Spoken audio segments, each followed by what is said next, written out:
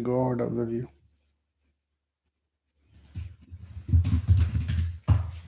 Is it showing? Hmm?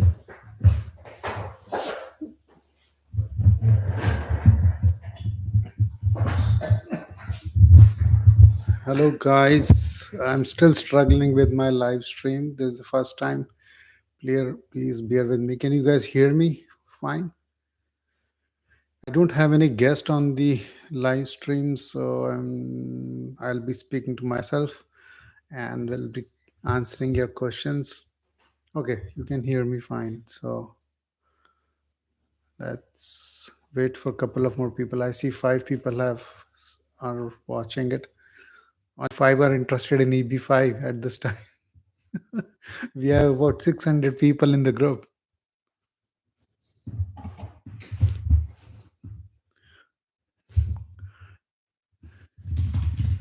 Great. So what all questions do you have? Oh, we are down to 3 now. 2 people left. Try switching the scene. Try switching scene. No, but OBS is not running. I'm No, doing. it is. You're going on. But I don't know it will work or not. Okay. Okay, 3 people only.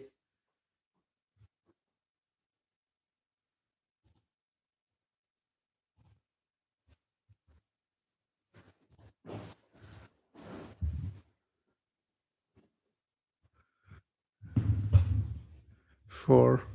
How many should we wait for? What do you think, Mr. Rish? I don't know. 600. 600 will never join. What should be the minimum threshold? I don't know how to manage Oh, it says this. start streaming. Oh, manage broadcast. Go. No, I don't think that will work. Select. But it will then have a conflict with the camera. Resume interrupted stream. No, it will disconnect. Let's not do it. I'll just do an open talk today. Then you can't show anything. Oh, it says share screen here. So I might be able to do it. Let's try it this way. Guys, I'm learning it from my son. He did a setup for me, but YouTube is not allowing me to connect. So basically he did a setup where I can speak and show you some presentation. But That was after you created. yeah, so I should have taken his consultancy services earlier. I don't know if this mic is working either. I don't think it. But can we reconnect it to somehow settings? No, it's there. No settings now. Do we have? Well, if only 5 people in the group are going to, like, or 5, 6 people are going to join, why don't you just create another stream? No, okay. Let's just do it this way. I don't want these guys to feel that I'm an old guy. Okay. So, Okay, they can hear me. So Pratik is there. 6 people are there. Let's start. Let's not wait for more latecomers because I'm already late myself. So I can try and share my screen. Let's see if. Okay, yes, I can.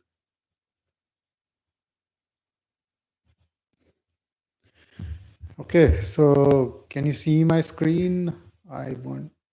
Let me just move it here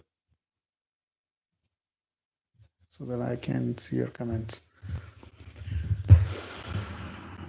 Okay, so this is what I created a presentation. So basically, as per my opinion, this was done like earlier this year. Oh, no, go back, go back, go back.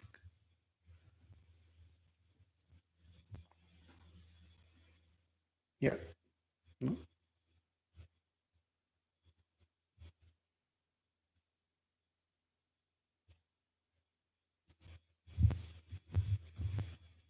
Yeah. So earlier in 2024, I was of the opinion that if your priority date in 2 or 3 is more than 1st of July 2016, I was suggesting people to file EB5 because it had better chances of getting you green card quickly. And I think it is still valid, but it might be delayed because in the recent visa bulletin, USCIS has mentioned that there could be a retrogression in EB5 as well, because a lot of people have already filed the applications in the last 1 year. In fact, I personally know more than 50 people who have actually filed it. And to be frank, there are not many green cards available in EB5 rural and uh, high unemployment areas, which are currently current for Indians. So if you look at this visa bulletin, the final action dates here for Indians, it is current in these three categories, specifically these three. These three. This first is rural, then high unemployment, and third is infrastructure. So at the end of the day, you only get like few green cards per year in these categories, which is less than 50 for each Indian queue. So, a lot of people have already filed their applications in this category. So it will be very difficult in 2025 to expect that you will get a green card within 1 year. I would say that there will be a pretty much waiting period of about 3 to 4 years. If you really want to go ahead and file, I would strongly suggest to plan for at least 4 years waiting time. Okay, to go back to this, if how many of you have priority date in 2016?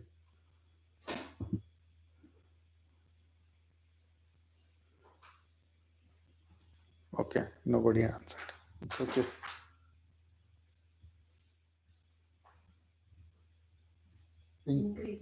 The font. Oh, it's too small. It's not increasing. It's okay. So this is the second slide that I already spoke about. The third is this. So at this point of time, if you are thinking of, why does it move automatically? Yeah. If you are planning, as of today, if somebody is planning to file EB5, this is what I can suggest, that because the date is still current, you will be able to get EAD and AP if you file it. The first step is, of course, filing the I-526 application, which is same as I-140, which you file in EB2 and 3.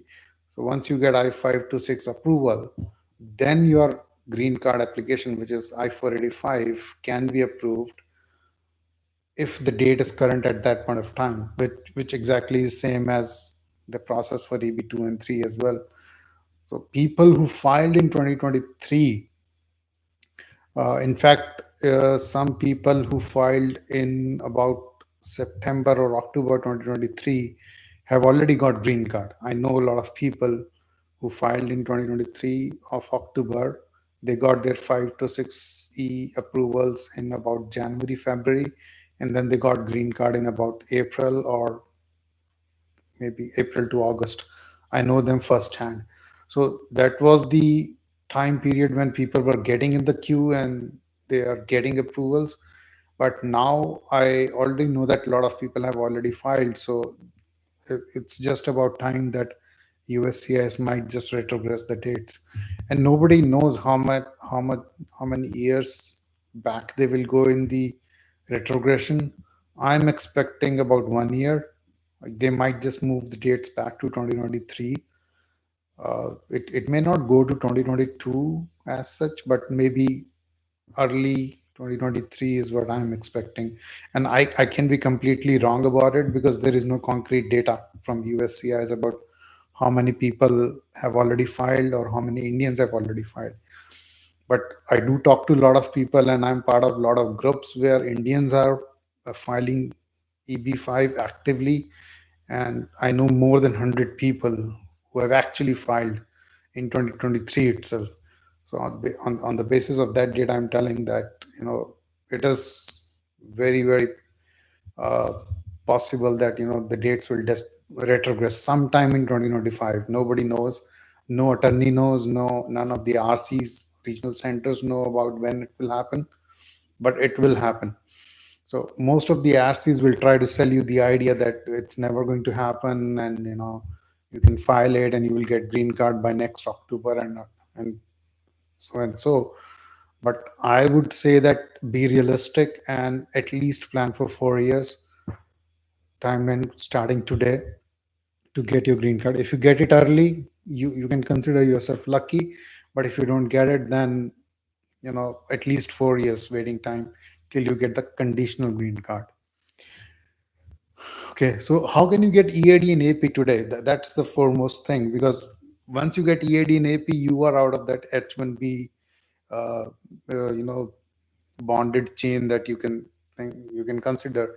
So, because the date is current right now, if you invest, you can file 5 to 6E application. Along with that, you can file 485, EAD, and AP all together, all four applications at the same time for you and your whole family. The benefit there is your child can get SSN, and then you straight away get $2,000 child tax credit when you file your taxes. That's only available for kids who have SSN in the US.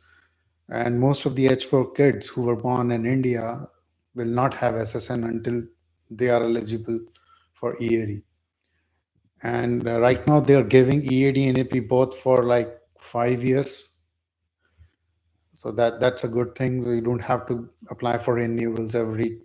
Earlier they used to give it for 1 year, then they increased it to 2 years. Now they have increased it to 5 years, which is a good thing, because now the EAD and AP have fees as well. Last year there was no fee; it was free, but now they have added the fees, so it's a good thing. I know a lot of people who have got it for 5 years,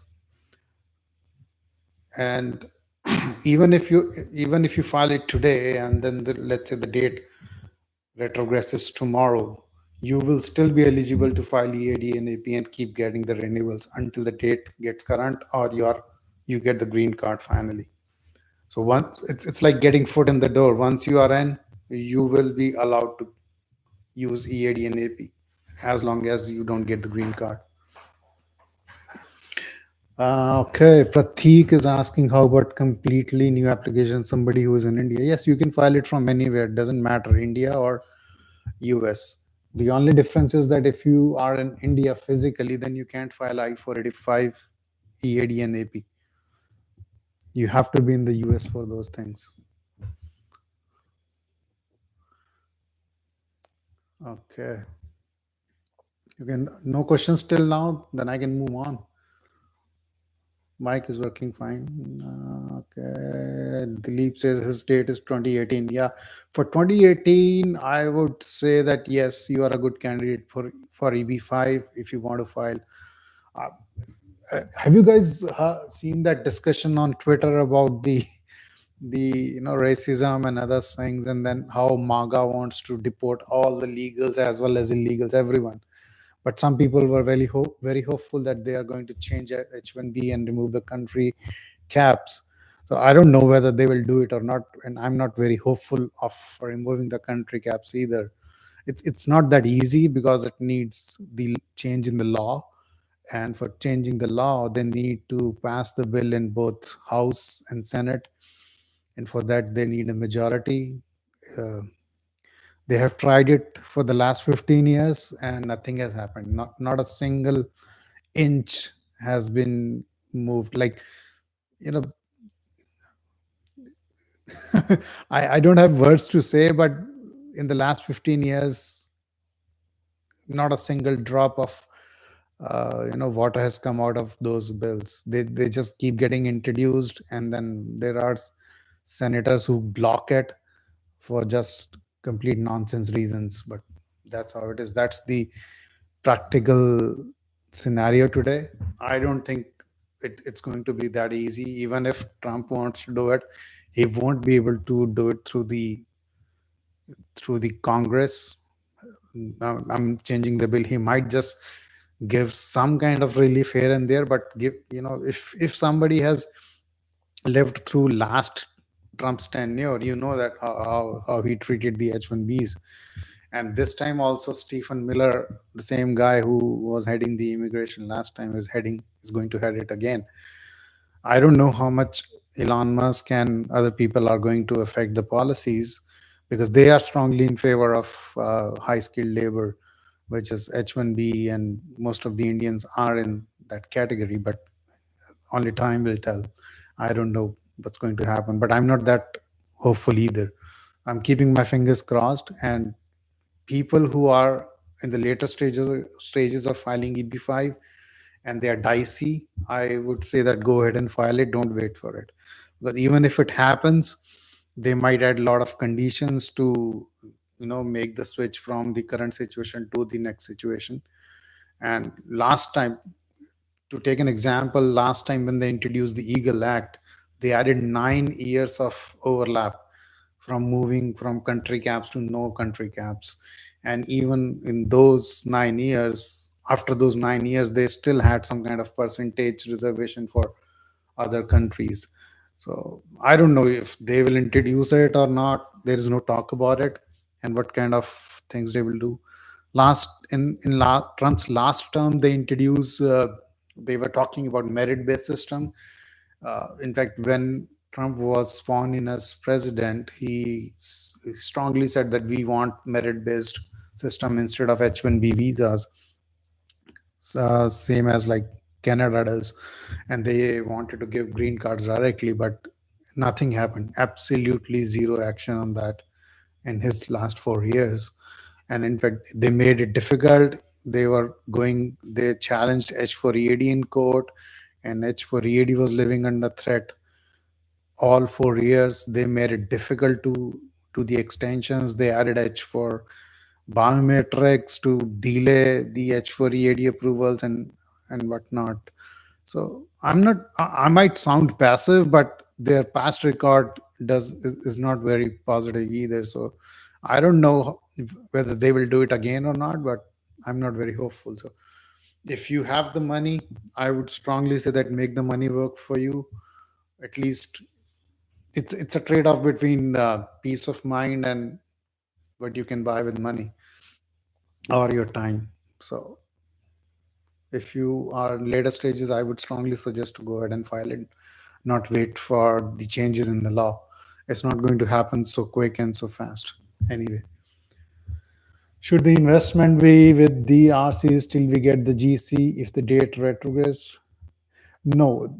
So recently, USC has changed the rule that if you have invested the full 800K and it stays invested for at least 2 years, even it doesn't matter which stage you are in the immigration process. If the money was invested for 2 years, you can still take it out and you will still be in the you will still be eligible for green card based on it. So to give you an example, for if you invest today, let's say 1st of January 25, and the money stays invested for 2 years till 1st of Jan, at 2 years, 2027, yeah, 27 is the first year, 2 years, and then you take out the money at the end of January 2027, and you can prove that during this 2 years 10 jobs were created and everything, all your funds were legal and white money, you will get green card. It doesn't matter if you took out the money or you keep it invested beyond 2 years. The minimum is 2 years. That's the new rule. Even if your date retrogrades, doesn't matter. Okay, next question from Pratik. Pratik is the most active guy, I guess. He's a Patel. Anil, if someone files from India, how can they come to US and file if I-485 for EAD? You will have to come to US using some other visa. So if you're physically in the US, then you can file 485. Okay, simply filing for EB5, you won't get the visa to come to the US. So a lot of people do is they probably get B1, B2 visa, then they come to US and then file 485. And once you have filed 485, you can stay in the US by changing your visa status from B1 to 485 pending. That way you can stay in the US. See, I'm not an attorney, so if you have any very specific questions about your situation, I would suggest talking to an attorney and then take the legal advice. Whatever I'm talking is just my real life experience, and I'm sharing my own experience for your benefit. I'm in no way asking you to invest in something, and I'm not a financial advisor either. So so please be very careful when you invest your money. I know it's your hard-earned money, your savings, and please be very careful.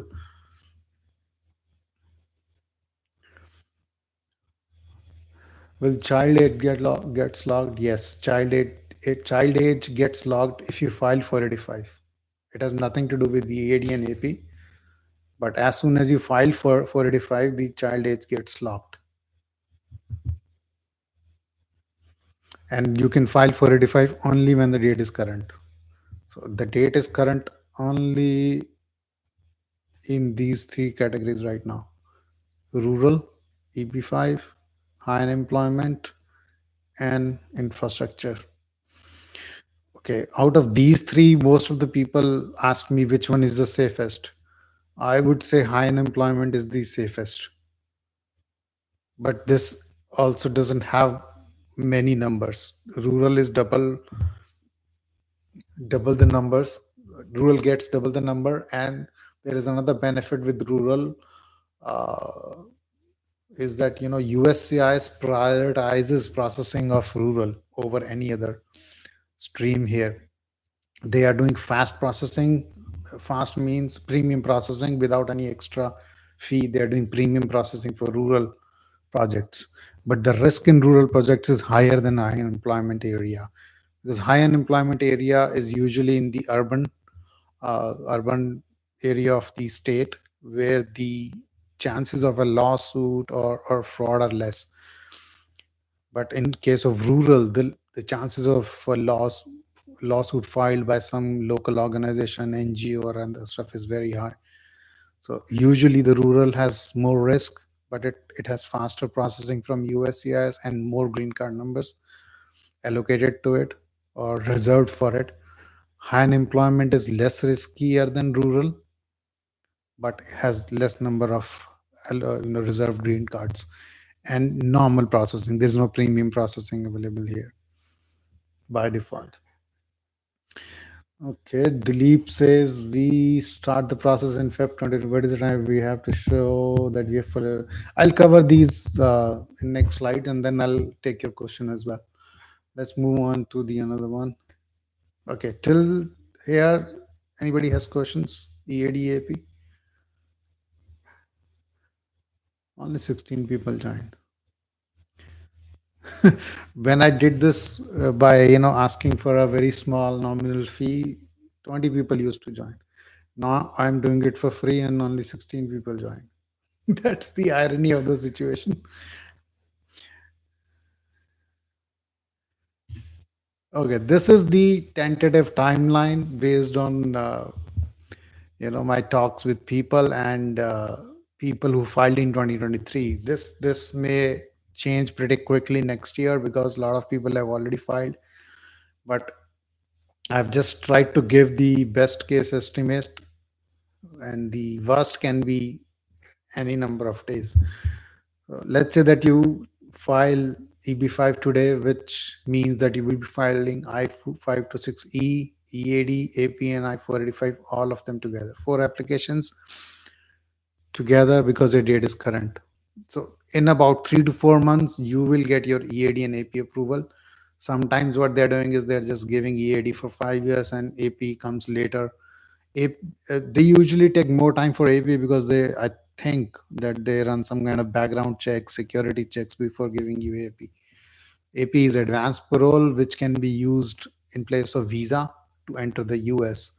So let's say, for example, you are on H1B visa and you want to travel. If you get AP, you don't need H1B visa stamp from US embassy. When you go to India, you can just come back using advance parole. There are no issues. You can come back and still continue your H1B job. So last year, people who filed in 2023 have been getting 5 to 6 approval from February onwards. I've heard about many approvals for 5 to 6E. In fact, more than 20 people I know directly who have got 5 to 6E approval within like 8 to 12 months of filing it in 2023. Once you get I5 to 6 approval, you and your date is current, you are immediately eligible to get the conditional green card, which is given for 2 years validity, and it is usually taking about 1 to 6 months for rural, because rural is faster than high unemployment area queue. But high unemployment area queue is also getting the green card approval in about 4 to 6 months if the date is current after this 5 to 6 approval. So you can count the days as like 5 to 6 plus 2 months or today plus 9 months. So if you file it today and the queue keeps moving at the same pace as it was moving from 2023 to 24, you might be having the green card next November in your hand. I hope the trend continues, but I think that it won't. It will slow down because the dates will retrogress at some point in 2025. So once you get the conditional green card, it has the validity of 2 years, and after 21 months, which is less than 2 years, you are eligible to file to remove the conditions, which is another application called I-829. And at that time, you have to submit your business reports, the job creation reports, and the funds report, and everything about what exactly happened with that business. And that specific application, one of the guy got it approved within 6 months. That was the fastest I heard recently. But it usually people who filed before 2023, they are seeing approvals in about 2 to 3 years for that application. It may take about 4 years as well, but we are hoping that the trend of fast processing for this removal of conditions will continue, and hoping that 6 months to 18 months is the standard time that they will aim for in 2025. So if you take the fastest case and the luckiest case and the without any RFEs or anything, I think if someone who filed it in 2023, and if he has got the conditional green card in about 9 months, which is the fastest case I know, will get the US citizenship in about 6 to 7 years from 2023. So, for example, if somebody had the EB2 priority date in 2015 and they filed in October 23, they might not even get the date current in EB2 in 2029, but they would, if they had filed in EB5, they would be eligible to become a citizen in 2029. That's how I see it. So it depends on your comfort level with the investment and how fast you want to move, what kind of waiting or what kind of uh, you know risk appetite you have. Some people can eat more spicy food, some cannot. So it depends on that. Any questions for this processing timeline? Okay, Dilip is asking, most of the people who filed in 2023 or 24, most of them that I know filed in HUA because that is less risky. And but lot of Indians have filed in rural also. But and to be frank, I heard extremely fast case processing in rural where they filed it in, I think, Jan 24, and in March they got the 5 to 6 approval, and in April they got the conditional green card. So if I'm not wrong, then that was the fastest case. I think probably 4 to 5 months. Within 4 to 5 months of filing, they got the conditional green card in rural. I think I'm not wrong. That was the fastest case processing. Okay, Dilip, can we start the process? What is the time frame we have? Okay, I think I answered the time frame question. If you start in Feb 2025, see, these things change. The timelines can change anytime with next visa bulletin. Right now, January visa bulletin shows the date as current. So at least you will get the EAD in AP in about 4 months. That's what I can tell, that the processing time is a little reliable. But conditional green card is highly dependent on date remaining current. If it doesn't remain current, then everything will just be invalid. All these assumptions will go up in the air. But if you're ready, Dilip, to file it, I would say file it immediately. Don't wait till Feb 25, because you can file it in installments. You give them 100K or make a deal with the regional center to give you the supporting documents. You invest 100K, and then you can immediately file 526E and 485 and all other applications. So at least you get yourself in the queue. Your date gets locked, your priority date gets locked there, and then you can keep investing every month 100K or maybe another installment. I mean, you can talk to your regional center about the payment plan, but at least get the first foot in the door.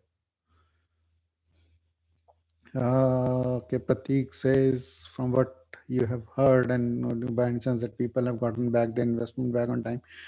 See, people do get investment back, and people have lost money too. I've heard about both the cases.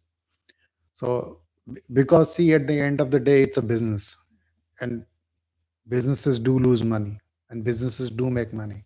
So think of it like this: you invest in a stock, you buy Facebook stock, and if tomorrow if Facebook closes, you lose all the money, right?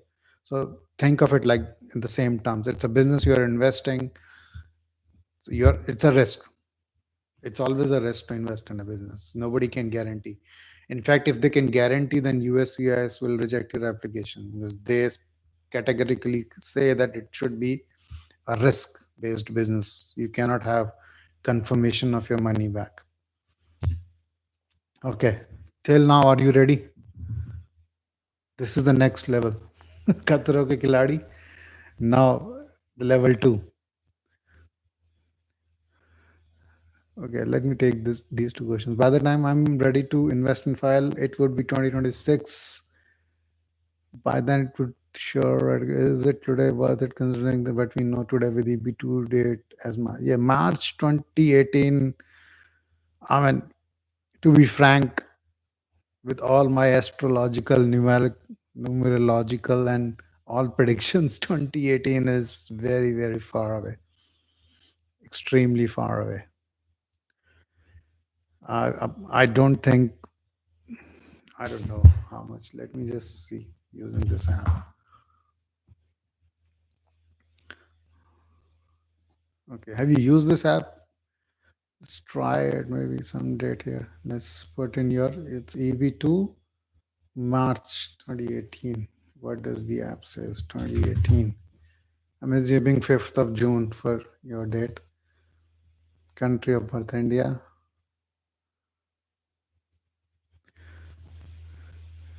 Okay, it says EB3 you might get till by 2033, but this will change because a lot of EB2 jump into EB3. But in EB2 you have no chance for the next, unless they change the law, you have no chance in EB2.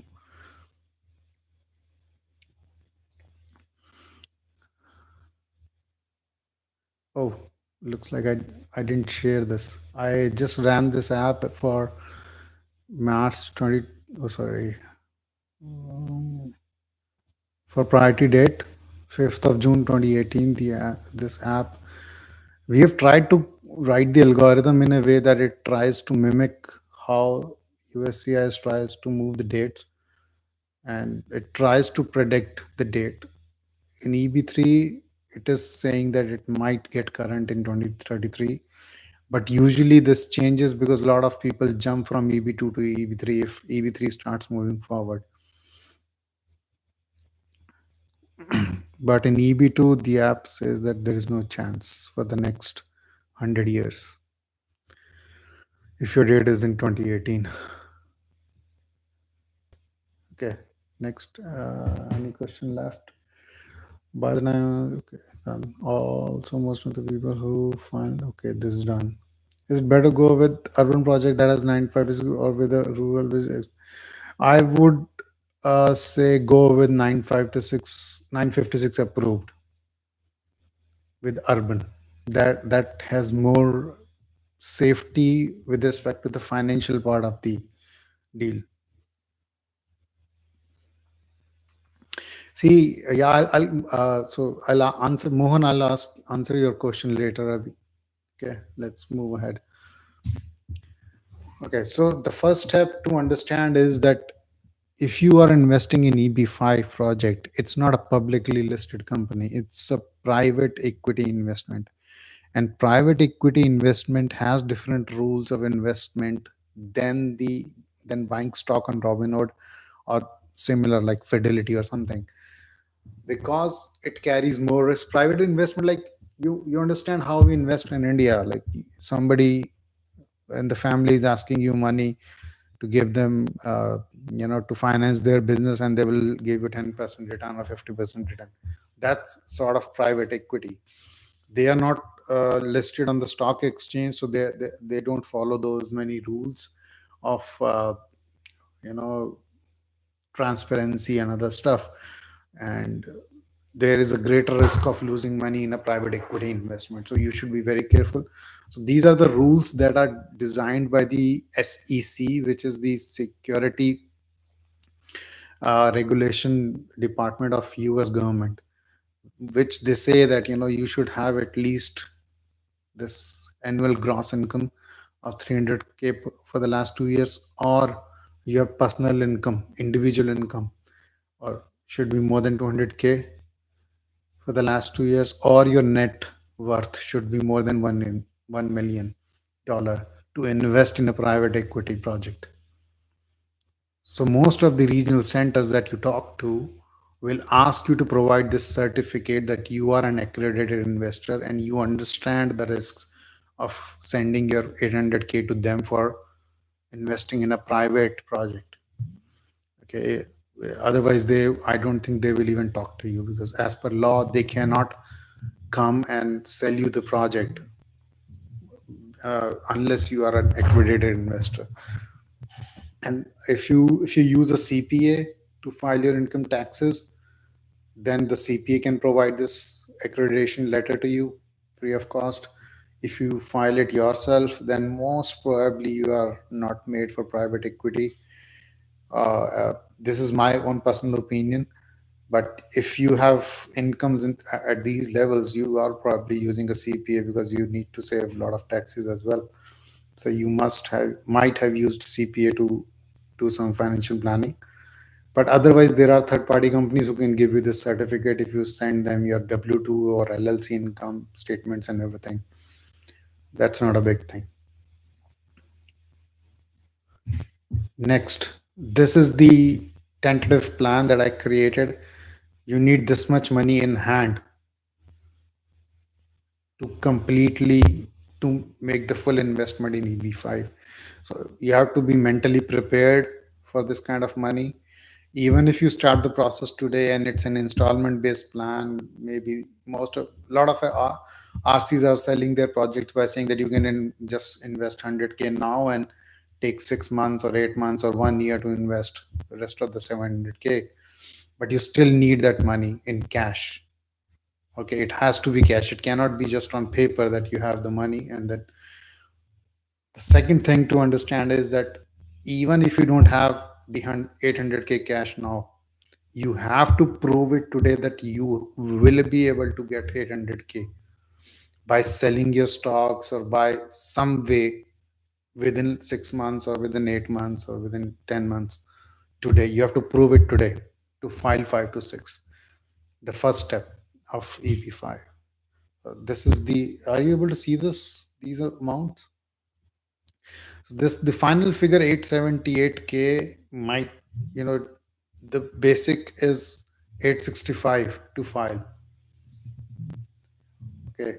On top of it, these are the final 9525 is the USCIS fee. Attorneys usually charge about 3500. This 13,000 is for the future after you have got the conditional green card. But to file today, you might have to shell out 865K. This amount may vary slightly, like maybe some people might be able to negotiate with the RC and bring it down to maybe 840 or 835, whatever could be the amount below 865, but standard is 865. Keep this in your mind that you have to collect 865 to be in the EB5 category. US is very, if a child is added in the application like 40, 70, 50, what is that? Yes, it will vary for because I-485 fees per person. I've just given it for one person. So this will get added, yes. The more number of people you have, the more fee it will be. For example, I-65, $520 per person. So if you want to file it for your wife and your kid, so this will be like $1,560. Yes, this will increase. 5 to 6 fee will not increase because 1 5 to 6 is for the primary investor, which is 12,160. The dependents don't need to pay this fee, but 485, 765, and 131 is per person. So yes, this will change. Attorneys charge somewhere around 15,000 to $30,000 based on your negotiation skills and comfort level with the attorney. You might go with them. The regional centers also charge some kind of admin fee. It varies between 15,000 to 75,000. There is a big range there, but if the RC is like pretty good and they are uh, very aggressive in getting the clients, they might be able to reduce it. Uh, so 30,000, I've kept it at 30,000. Depends on your RC, but most of the time it is between 50 to $75,000. If it is not between 50 to 75,000 at the start, then what they usually do is they will bring down the initial admin fee to maybe 30,000, but then they add yearly maintenance fee, which will be again like around 8,000 to $10,000. So, and if they create a deal for like at least 2 years investment or 5 years investment, you will be paying anywhere around 40 to 50,000 again to them by way of yearly maintenance fee. Any questions for fee plan or the lump sum amount that you need to keep in your mind before you jump for EB5? Whom should we talk to? I had one question. Some Ankur says it is better go with urban. I already answered this. One says, sorry, I missed. Whom should a payment plan for HUA? You have to talk to your regional center who will be giving you the financial plan.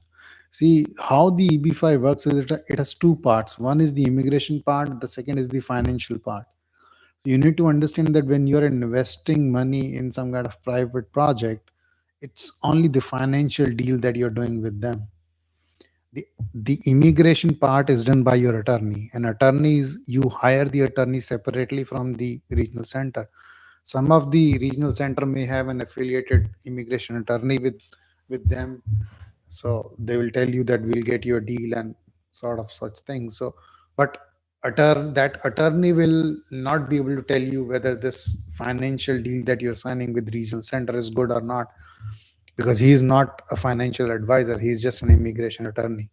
So he can only tell you about H1B, EAD, AP, and all that, blah blah blah. but the regional center will tell you about the money part, that how will they make you money out of it, how much they will return, and how much, how can you return, when will you be eligible to take the money back, and how much, and sort of things. And it's actually, the financial part is more complex than the immigration part in these deals, because every business and everyone out there who is playing with your money is trying to extract as much profit from you as they can. And from your side, you have to make sure that you pay them the least amount of money to extract maximum benefit for you. It's a tussle there. So you have to negotiate hard, you have to read the contract. Each RC has a different contract for each person based on how you negotiate. So it's actually very complex. And I completely understand the problems that may come up here, but it is what it is.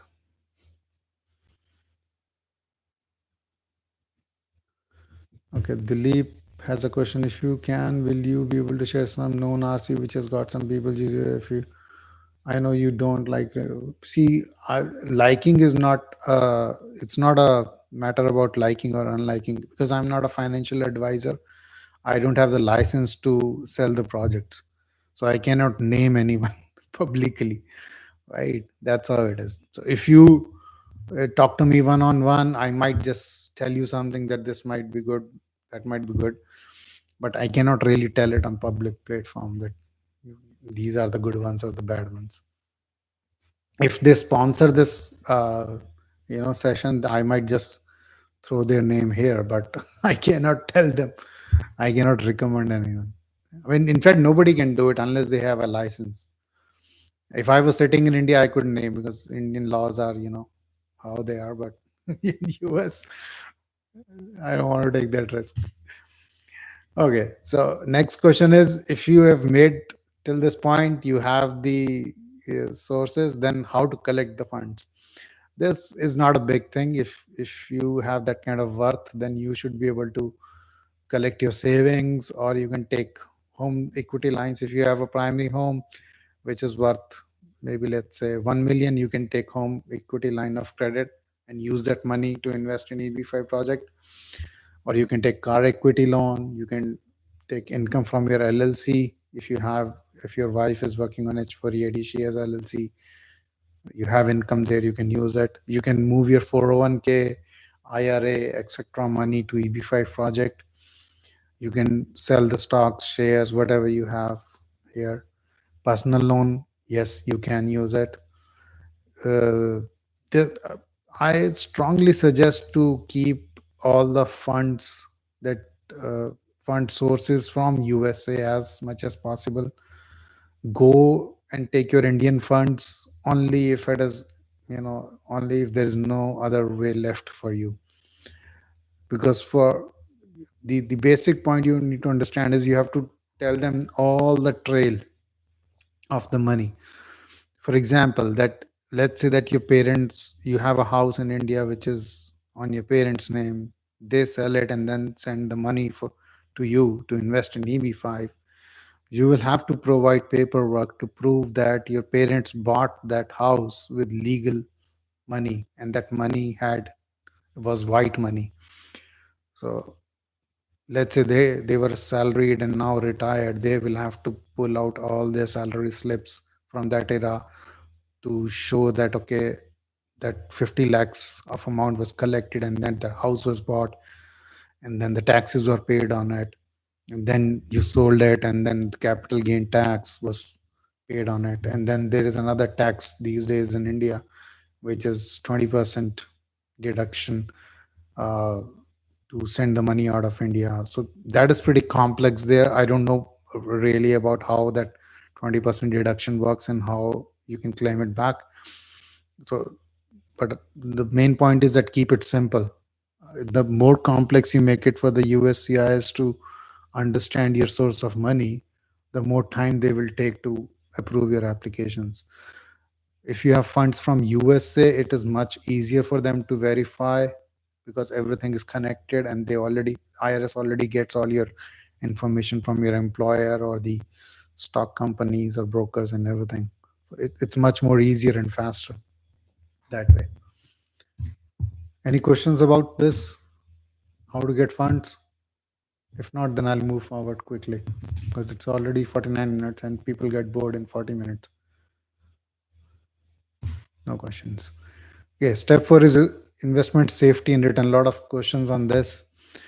See, the simple answer is it's a business and it has risk, and USCIS wants it to be at risk for at least 2 years. If there is no risk, no EB5 allowed, your application will be rejected. The money return part is pretty complex one. It's not simple as one single answer that it will be returned. I cannot say it because it depends on the company that you're investing in, what kind of track record they have, and what kind of you know board members they have. The return of the money will be governed by the financial agreement that you will sign with them. uh, I would strongly suggest to read it or use some kind of AI software, chat GPT or whatever, to read it for you, and extract the conditions for you. What I usually do is I upload this document and ask. It's like prompt engineer. If you guys are in IT field, you know what AI prompt engineering is. You just have to ask the correct questions with to chat GPT, and it should be able to answer your questions based on that financial document that you upload. The leap asks, can also talk a little about the self-made business, like building apartment going high, or instead of going with RCs and chances. See, you can go with direct investment. It's not. I mean, it is allowed, but then you will need a lot of paperwork to prove it. You will be paying a lot of money to attorneys to file and claim that you are a regional center, and then it's a direct investment, and then a lot of paperwork to prove the jobs were created and everything. It is far more easier to file with an existing RC than creating your own RC. That's my personal opinion. And if you are not in that business of, if you're doing a full-time job, then definitely it's not worth it. You'll be spending more money in creating and maintaining your own business than just for EB5 than giving the money to someone else. But of course, a lot of people do it. I know a lot of gujus do it. They invest in hotel buildings a lot, and that they do it as a direct EB5 investment, and they do have got green cards. I know a couple of them, but it is more risky and more paper prone, paper trails and everything. Okay, are you still interested? I see 20 people. Are all 20 interested? Good, let's go. So now, how to find the project? That's another complex question. And most of the time, people ask, "Is my IT staffing company eligible for EB5?" Most probably not. There are a lot of factors involved in identifying whether a company or a business is eligible for EB5 or not. And you may want to contact an attorney if you think that your IT staffing firm might be eligible for it. But most probably it won't be eligible as per the criteria set by USCIS. Can I open a 7-Eleven or Subway or McDonald or any franchisee and get EB5? Yes, you can. But that has to be opened in a rural area or urban high unemployment area, or the third criteria, infrastructure project, to be eligible for EB5. And you will have to create 10 jobs and maintain them. It's not really easy to create 10 jobs in a 7-Eleven, so you might have to do it in like multiple locations. And but then it adds another level of complexity to prove that all of them are in the same targeted employment area. But it is doable, it is possible. How to find a good project is $1 million question. uh, the best way is talk to friends and people who have already invested. Go with their experience, first hand experience. Don't fall for the rosy sales pitch by RCs. If you go, there are a lot of regional centers who will do free webinars. They will bring attorneys and they will bring a lot of people to talk about their project. They'll show you, shiny buildings, this and that, and those things. But in reality, they are just trying to sell you something, right? So you have to be very careful. Don't fall for those shiny brochures and everything. Be strictly talk to people who have already invested in it. There are a lot of WhatsApp groups, there are a lot of Telegram groups, a lot of Reddit chats where you can find information about the project that you are looking at.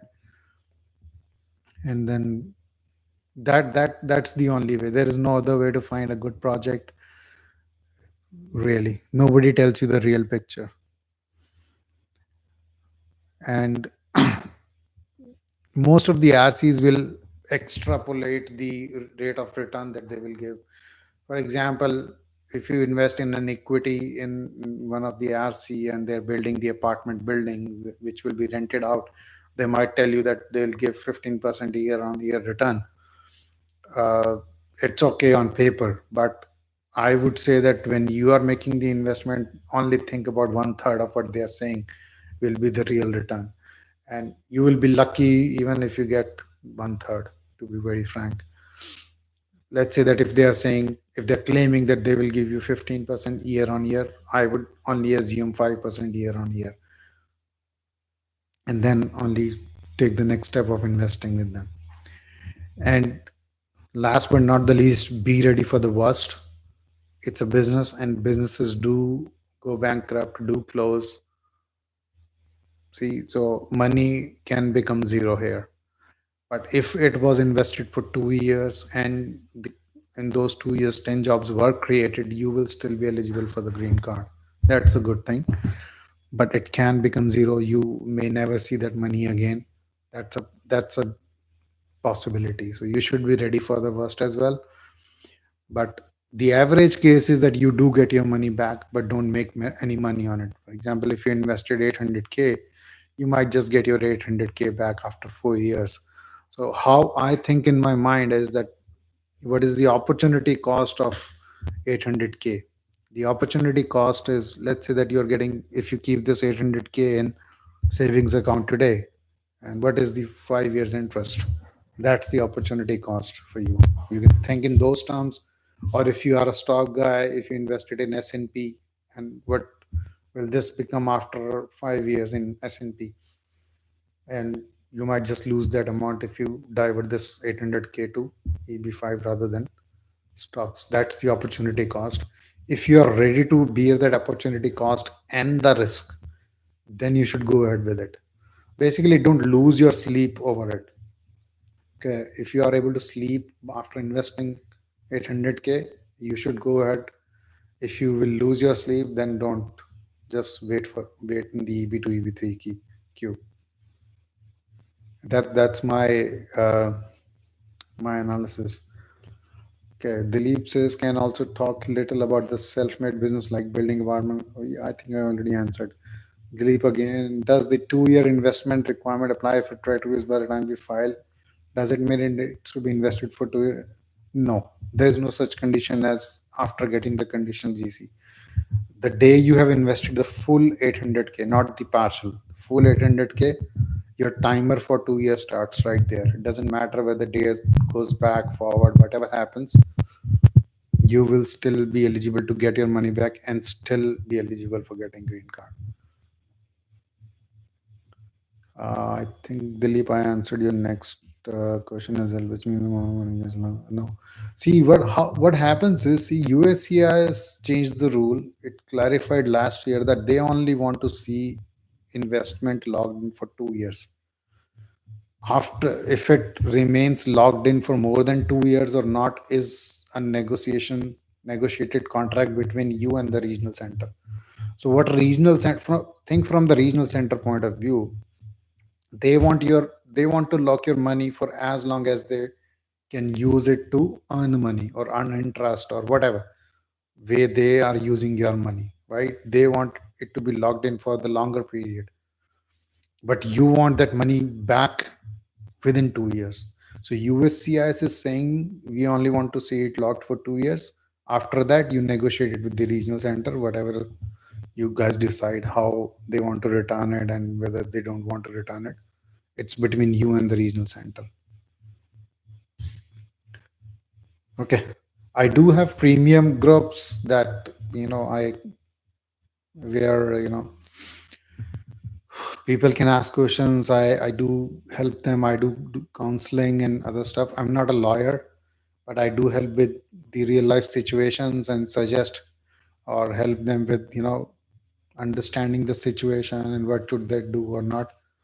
I don't talk in legal terms. I just help with the very normal language and everything. So if you want to join those, you can join those. And now I can answer your questions. I got the I got a list of questions here that was sent in the WhatsApp group. Let's go one by one here. Funding, okay. All the money is not required at the same time. It depends on the RC that you're investing with. Most of the RCs these days give you the installment plan where they will ask you to start the process by committing about 100K. And then, because see, once you commit 100K, they add the clause that if you back out, you will have to pay 100K as the admin fee or something like that. So the idea is that they try to lock you in with some advance money. You know how you book the marriage hall in India, they ask you to pay the advance, and then even if you cancel your marriage, the money is gone. That's the same logic here. They try to lock you in, but the benefit there is you can still file your 526 485, all the applications with that small amount of money, and then start the process at least, and then maybe slowly sell the stock, do loss harvesting, and then based on your comfort level, you sell your money or collect money, and then maybe take 6 to 8 months to pay the full amount. And when you pay the full amount, your attorney will file an amendment, and then include that rest of the amount and explanation with that to USCIS. And this is allowed by USCIS formally, so no need to worry there. Okay, VR Brothers is asking, if I take a HELOC and use 401k, is it safe to take HELOC for EB5? Yes, it is safe. There is no issue. See, the basic thing to understand is that it is your money. It should be your money. Okay. HELOC is your money, right? It is secured by your house. Bank is not just throwing money at you for nothing. They are, they have a collateral there. It's your house. You have paid up for it. It's your equity that you're trying to cash. So as long as it is your own money and you earned it in the right way, whether by taking a loan or selling the stock or whatever it is, you can use it for EB5. And for how long we have to keep them, as want to calculate how much I'll be paying interest on HELOC. See, as I'm saying, minimum is 2 years. Okay, but practically speaking, keep in mind that RCs will try to keep your money with them for as long as possible. So usually they will give you the contract for 3+1+1, which means that at least 5 years your money will be locked this way or that way. You pull the ear from here, or you just do it like this or whatever. They will try to keep money for at least 5 years with them, at least. So plan for it. Okay, even if USCIS says 2 years, they will design a contract in a way to attract you by saying that okay, 2 years is the minimum, this and that. But if you read the fine print, it will be somewhere coming down to 5 years. Can we use 401k money? Yes, you can use it. But there is a slight complication there. If because 401k money is governed by the contract with uh, with the 401k provider and your employer. So what usually happens is that if you are with your current employer and you have never changed the job, all your money is locked in that 401k through your current employer, and you cannot withdraw it. To invest in EB5 project, you have to move that money from your 401k to an IRA account, and that IRA provider should be affiliated with the EB5 project. To give you an example, for example, if you want to buy Facebook or Meta stocks on Robinhood should have the facility to invest in Facebook through Robinhood. because Robinhood is a broker in the middle. Most of us, we have the 401k with Fidelity or maybe Charles Schwab or some other company. These big companies usually do not offer you private equity, which is EB5. So what you will find is these regional centers have tied up with some small IRA providers, very small companies or startups or anything. They will open up that project for you to invest. So what will happen is, if you can withdraw your 401k money, you will have to move it to that provider and then invest in that EB5. That's allowed. Payment schedule is defined by the regional center and you have to negotiate it. Usually the most common one these days is 3 plus 1 year plus 1 year. Oh, sorry, the payment plan. So usually the most common these days is 200k down payment in simple terms, then rest in installments of 200k each 3 months. Or sometimes I've seen the contract where full for 600k in 9 months, or I mean depends on the RC and what kind of comfort level you have and how quickly you can arrange the money. If you ask me, I would say invest 800k on day one so that your application is ready to be approved. In the sense that, see, from the point of view of USCIS officer, if the paperwork and the money and everything is ready, he can quickly approve your application rather than waiting for the amendment when you will file it and then they will approve it.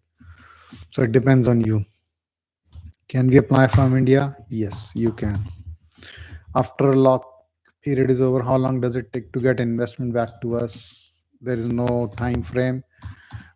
Most of the financial contracts that I've seen are so much that, I don't want to scare you. Literally, legally, your money can be locked in for infinite period. They have those kind of clauses. So I don't want to get into those details unless you are in very, later stages of investment. This is not for you. What if crossing the timeline to arrange the rest of the money? That is usually not an issue. Regional centers are very flexible in that, because see, they don't care. It's your benefit that you're delaying by, you know, not paying them the money. Unless you invest 800k, your 5 to 6 will not be approved. You can get EAD and AP in the meantime, because that is not, you know, based on the money part, but 5 to 6 will not be approved and conditional green card will not be approved. They might just add some kind of penalty, small penalty or something, but it will be governed by the negotiation and the financial contract that you signed with them. So each company will have their own contract.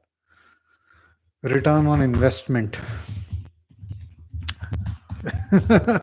This is like, if I buy the Apple stock today, how much will it become after 10 years? Nobody knows. Okay. You have to guess, you have to find out what is the return on investment.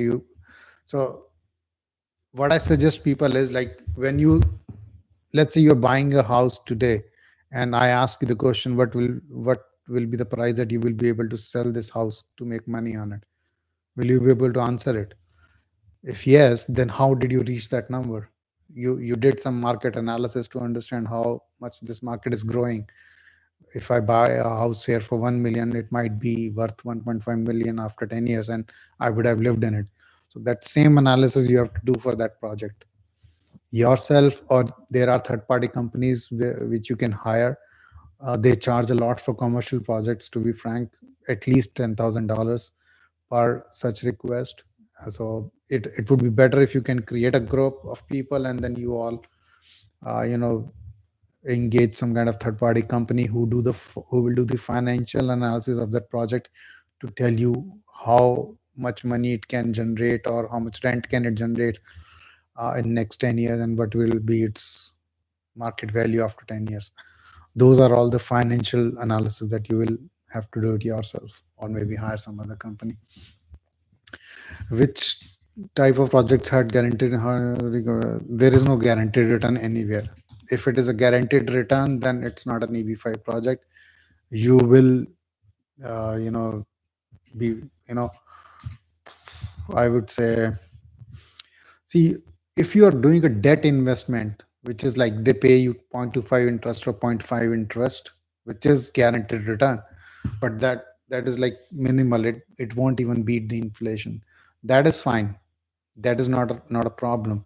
But if somebody is telling you that I will give you 5% guaranteed return, and they write it on paper that your full 800K will be returned, that is not a good EB5 project. It's very high risk. Nobody will, if somebody is offering you more than 1% guaranteed return, then I would see it with a very, very strong suspicion. For people, we're just EB5, as this process also goes through multiple checks points prior to GC guaranteed. With January 2015 PD, and if you have not actually filed EB5 right now, as of today, I would say it's better to wait. Don't jump onto it, because there is retrogression going to happen, and I don't think it's worth it right now. You'll probably get your PD rate current somewhere around, I think, late 2028 or 29. So it's not worth it. How to find credible projects to invest in? I already told that talk to people. There is no magic bullet. There is no online forum or anything where you will get the, it's same as, researching on the future companies that will make the stock market go up, or they have the potential. There is no other way. If somebody is telling you this is guaranteed and that this and that, and it's very good, it's all a lie. Talk to your friends who have actually invested, not the people who have not invested in EB5. They don't know. See, until you walk the talk, you will never know what kind of risk it is, and what kind of paperwork you have to read and sign, and what kind of risks it has. Talk to people who have invested or are in the process of investing. Then only you will get the real picture. Are there any financing options available for this? Do you work with any lenders? Yeah, there are financing options available. I do work with lenders, but I cannot, share it publicly, because it's private equity investment. A lot of regional centers have started their own, sister companies, LLCs, which give out EB5 loans up to 400K.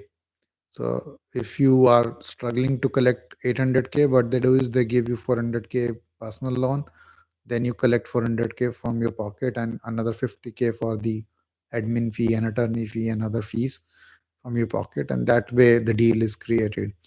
That's normal, and lot of people, I know a lot of people who have taken the loan and invested it.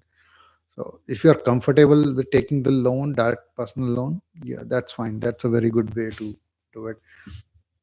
Let me take some of the YouTube questions.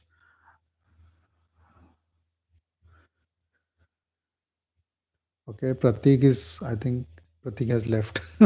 he said thank you, and I probably he has left. Next question: how can I identify a project with minimal risk?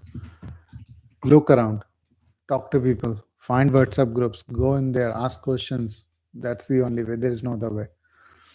Is there any form of insurance available to safeguard the investment? Yes, you can buy insurance for anything in America.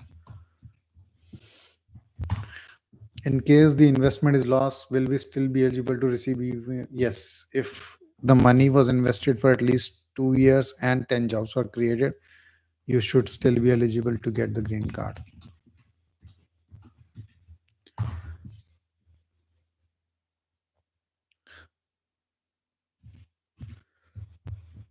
I already shared the oh, I think I'm not sharing this tab. Oh, sorry guys, I went through these many questions.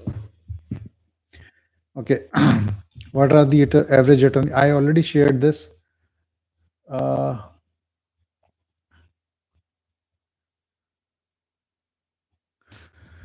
Timeline for getting the money back. I've already shared this. The timeline varies with the financial contract that you sign with the RC. Usually it is at least 5 years. Keep that in mind. It can be lower, it can be higher, but plan for at least 5 years. I would like to know the details about the timeline that we can get the investment. Okay, this is already covered. I heard that we can take some percentage of investment back couple of years after the GC, and then from then on we can keep taking the amount. Is it true? Yes. So usually how they do it is, let's say that the initial lock-in period is, for example, let's say 3 years. Then what they how they usually create the deal is that every year you can take 10% out. So every after 3 years, the first fourth year you will be eligible to take 80,000 back from your 800K, then 80K, then 80K, and so on. So it will take like about 10-12 years to get the full money back. That's how they create the deal most of the time. Finalizing the project and RCNE on site this process. See, if you have finalized the project and the regional center, then the process is very simple. You just have to sign the financial contract, pay the attorney fees. Attorney will ask you for all the documents, and then attorney will take the documents from the RC and submit your application. The most difficult part is finalizing the project and the RC. There are a lot of them. There are a lot of complications there. You have to be comfortable, and it's very difficult to find everything yourself alone. So the best way that I think works is join the group of people who are working on that project and RC analysis. Each person will have their point of view. They would have read some document from the RC. They would have done some kind of due diligence, talk to them, have some meetings, and then find out the gray areas, the bad options, and everything, and then take a decision collectively as a group. Because see, if you have a group of, let's say, 10 people who are trying to invest in the same project, you get more confidence. If Because if something goes wrong, or the RC tries to cheat you, then you all can together file a lawsuit. That will be much easier than going alone.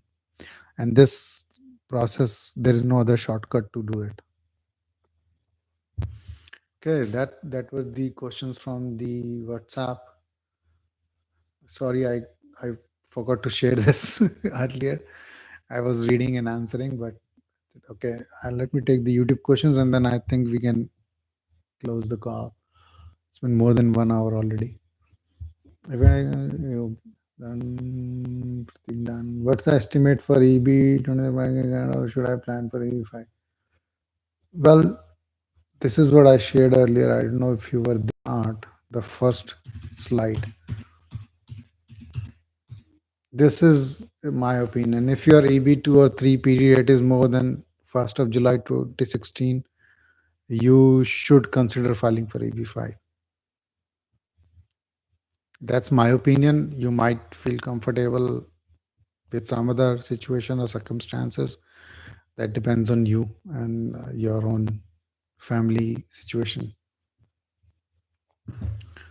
Do if do you have if you have a US citizen kid, then you can wait as well, because once the kid turns 21, they can file for you in the immediate family queue, and then you probably will get the green card within 2 to 3 years there when the kid turns 21. But if you don't have a US citizen kid and you don't plan to have a US citizen kid, then I think you should strongly think about EB5 if you want to stay in USA. Or we can change this date to maybe 27. I'll do some analysis and maybe find out a new date, because EB5 might retrogress now. Okay. I think we don't have any more questions. The last question was at 7:22 in YouTube chat, and I'm done with it. Thank you guys for joining, and I hope this was helpful. This is just the very first part of EB5 process, and I wanted to share it at the very high level. There are complexities involved at each stage, and if you have more questions, you can post in the group, and I'll try to answer them. And but if you are at very later stages in the analysis of EB5, I would say file it as early as possible to get your foot in the door. Yeah, thanks for joining. I hope I was able to do justice within this small time. Bye bye.